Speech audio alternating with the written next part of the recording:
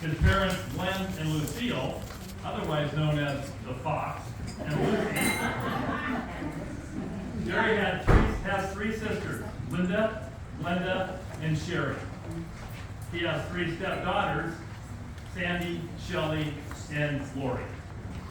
The Noltas moved to Bainbridge Island in 1952. Gary graduated from Bainbridge High School in 1959.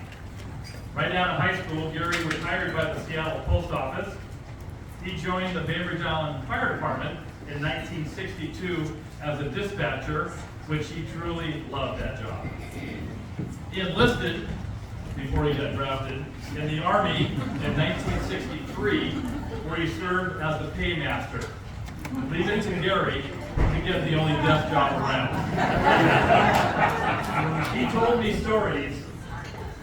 stories about the soldiers that complained or gave him a hard time about the job he did.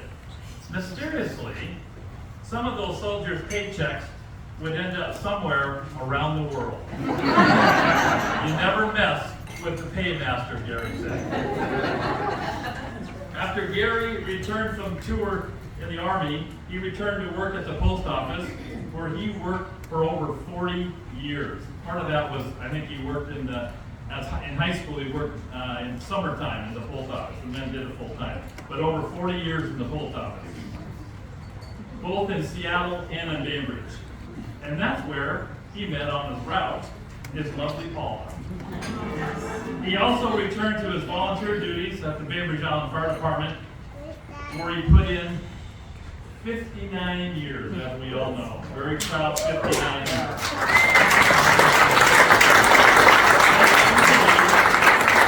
That truly was his second love. On a personal note, Gary and I traveled many years to spring training.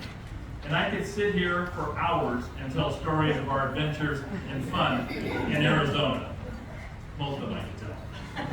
Gary had a few perks when it came to travel. He had an obsession, a lot of people don't know this, he had an obsession of collecting hotel soaps and shampoos. There were many times when I started to get in the shower and looked around, there was no soap or shampoo. Gary had already put them in his travel bag.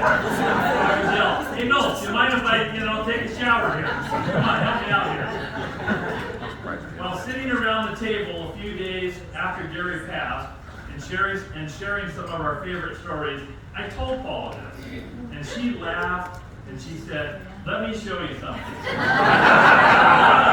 And opened up a drawer filled with soap and shampoo. And when I say a drawer, not one drawer, right, Paul? Not two drawers, but 3 drawers. And these aren't just little drawers. These are big ass drawers. It's time to look back at some of the soap that I'm sure they're not even in business anymore, but there were some that have been there a long time. So it was very fun. So anyway, while in Arizona, Gary and I, we always went about the same time during March Madness when all the basketball games were going on. So we'd sit down and say, hey, let's watch a game. So Gary always had to have control of the remote control. He always had to follow the nose. He never, right to the end, he had that remote control right in his hand. But anyway, so we had the remote control.